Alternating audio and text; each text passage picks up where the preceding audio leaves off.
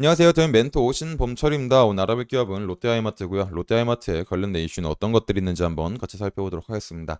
일단 롯데하이마트가 처음 출범했을 때만 해도 주요 판매를 보게 된다면 TV나 냉장고나 세탁기 같은 부분이었죠. 하지만 2001년도부터 PC를 도입하게 되면서 IT 관련 품목도 본격적으로 확대했다라는 겁니다. 그리고 2007년도에는 모바일도 도입을 했었고 또 그 이후로부터 스마트폰이나 태블릿 PC나 생활 가전이나 비가전 등에 대한 품목도 지속적으로 확대를 하고 있다라고 볼 수 있습니다.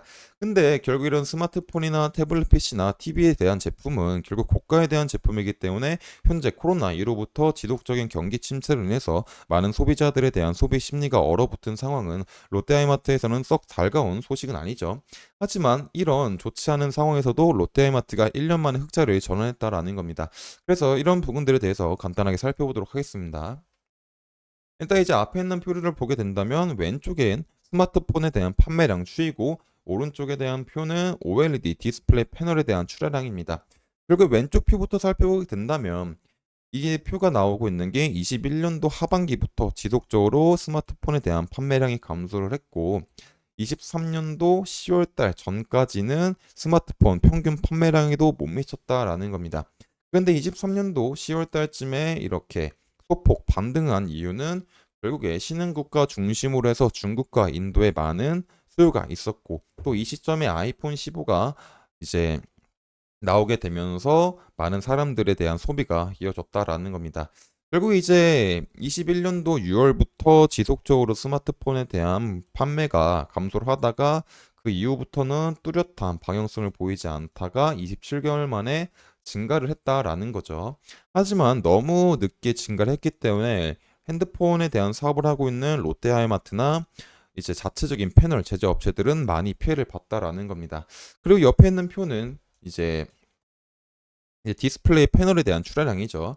결국에 이런 TV 같은 부분은 중소형보다 가격이 더 나가기 때문에 코로나로 인해서 고금리로 인한 또 이제 많은 사람들에 대한 소비가 없었던 TV 부분을 살펴보게 된다면 이제 LG의 OLED 패널 출하량을 보게 된다면 21년도에는 770만 대였는데 23년도에는 거의 400만 대가 줄어든 수치다라는 거죠. 결국에 이렇게 TV 패널량이 줄어들었던 이유는 TV 같은 경우는 결국에 중소형 어떤 스마트폰보다는 가격대가 비싸고 또 이제 교체 주기가 길기 때문에 코로나로 인해서 이제 고금리가 지속된 상황에서 많은 소비가 이루어지지 않아서 직격탄을 받았다라고 보시면 될 것 같습니다. 근데 그런 상황에서도 롯데하이마트의 매출을 보게 된다면 이제 직전 사업연도와 이제 23년도 당해 사업연도를 비교했을 때 매출액 부분은 어쩔 수 없이 불경기로 인해서 21.8% 하락을 하긴 했지만 영업이익 측면은 22년도에는 520억 원이 적자가 났었는데 올해는 82억 원으로 흑자 전환했다라는 거죠. 그러면 어떻게 이렇게 흑자 전환했을까라고 살펴보게 된다면 결국 이제 효과적인 체질 개선을 위해서 수익 비용 구조 개선과 점포를 통폐합하거나 고정 비용을 절감하는 방안을 했었고 특히 재고 건전화가 큰 역할을 했다라는 거죠. 그런 재고 건전화라는 거는 이제 롯데하이마트가 지난해 초 상품 도입 시기와 판매 추이를 바탕으로 해서 어떤 상품이 잘 팔리는지 등급화를 해서 운영하는 시스템을 정착시켰다라는 겁니다. 그래서 어떤 신상품과 고민도 상품에 대한 비중을 확대를 하고 또 전체 재고 확대를 해가지고 전체 재고 규모를 건전화시켰다라는 겁니다. 그리고 이제 또 다른 거는 이제 주방이나 계절 가전이나 PB 등 수익성이 높은 상품군에 대한 매출이 많이 늘어났었고 또 고객을 지속적으로 매장으로 유인하기 위해서 고객을 접점을 많이 확대했다라는 거죠. 그래서 롯데 하이마트는 많은 고객들을 만나기 위해서 단순 가전 판매뿐만 아니라 클리닝이나 수리 이전 설치 같은 서비스를 고도함에 따라서 이제 많은 고객들이 오프라인 매장으로 방문하게 유도했다라는 겁니다. 결국에 이런 롯데하이마트가 고객을 접점을 확대하려는 노력을 통해서 이제 영업이익은 흑자를 전환했다라고 볼 수 있을 것 같습니다. 그래서 이제 롯데하이마트에 대한 주가를 살펴보게 된다면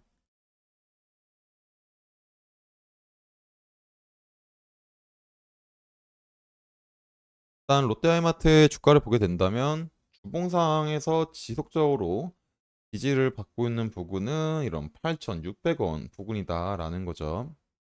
그리고 그 상황에서 이제 저항을 받았던 부분은 이제 11,000원 부근과 12,000원, 11,800원 부근일 것 같습니다. 그래서 지금 당장 조금 상승한다고 하더라도 이 부근은 매물대가 있다 보니까 소폭 눌릴 수도 있는 경우의 수도 생각해 봐야 되지 않을까 싶습니다. 그래서 주봉상에서 상승 시나리오는 지금 당장 얘가 반등을 하더라도 이런 12,500원 부근들을 12,000원 부근들은 매물대 부근이다 보니까는 소폭 눌릴 수 있다. 그래서 이제 확실하게 이런 12,000원 부근을 깨는 캔들이 나오는지 확인을 하고 그 다음에 이제 어느 정도 눌리는지를 확인한 다음에 그럼 12,000원 부근을 잘 지켜준다라는 이게 시그널이 나오게 된다면 이 부근에서부터 다시 한번 14,000원, 15,000원 부근까지 상승할 수 있지 않을까라고 생각해 볼 수 있을 것 같습니다. 반대로 이제 하락 시나리오 같은 경우는 얘가 이제 12,000원 부근을 뚫고 반등이 왔는데 반등이 오다가 다시 이런 저항 부근에서 눌리고 이 눌림의 정도가 최종적으로 만원 부근에 이탈을 하고 8,800원 부근들을 이탈했을 때는 어느 정도 하방에 대한 리스크를 조금 생각해 봐야 되지 않을까 싶습니다. 그래서 이제 롯데하이마트 같은 경우는 최근에 흑자 전환을 한 만큼 이제 앞으로 추가적으로 매출액만 더 올리면 되기 때문에 이런 부분들을 지속적으로 확인해 봐야 되지 않을까 싶습니다. 그래서 앞으로 롯데하이마트가 올해 1분기에도 좋은 실적을 낼지 말지 지속적으로 확인해야 되기 때문에 이런 부분들은 제가 지속적으로 확인을 해서 여러분들한테 알려드릴 예정이다 보니까 롯데하이마트에 관심 있으신 분들은 제 영상을 시청해 주시면 감사하겠습니다. 이상 대형 멘토 신범철이었습니다. 그래서 이제